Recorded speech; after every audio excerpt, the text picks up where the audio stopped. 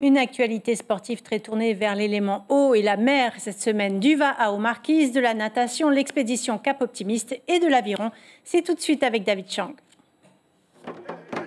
L'Olympique de Pire a organisé son mémorial Joël Rossi de vendredi à dimanche. 136 compétiteurs âgés de 11 à 18 ans ainsi que des masters étaient au rendez-vous. Belle performance pour les nageurs locaux puisque des temps de niveau nationaux et des temps de la grille 2 des Jeux du Pacifique ont été réalisés. Cette performance ont également intégré le all-time ranking de Polynésie, tableau qui rassemble les 10 meilleurs chronos de tous les temps, toutes catégories confondues. À 15 jours du départ, l'événement servait aussi de préparation pour les 3 juniors sélectionnés qui participeront au championnat de France junior. Joël Rossi était un professeur, un amoureux du sport, qui était aussi, avait aussi un titre dans l'armée de terre spécialement. Et puis c'est un qui aimait bien le sport et qui aimait partager la culture du sport auprès de la jeunesse. La Fédération polynésienne d'aviron a organisé hier le World Rowing Virtual Indoor Sprint à l'école Manoteia Punaoia.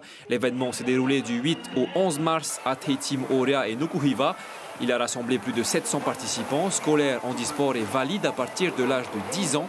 Une seule distance au menu, 1000 mètres avec le meilleur temps, 3 minutes 02 effectué hier par Sébastien Bienas.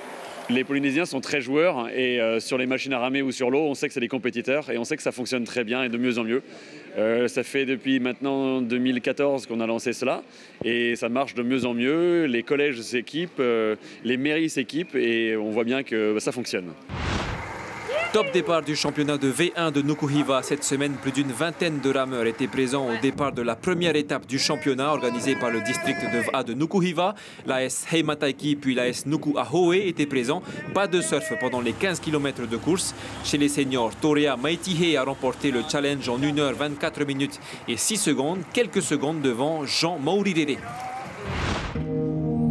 La suite du périple des Sea Water Women du Cap Optimiste après 2 mois à enchaîner les 1000 nautiques à la force des bras depuis la ville de Lima au Pérou. Les membres de l'expédition sont en train de terminer leur parcours. Elles réalisent les 1000 derniers kilomètres et prévoient d'arriver bientôt à Tem1 à Moorea, un dernier tronçon difficile à cause d'une houle et d'un vent de face.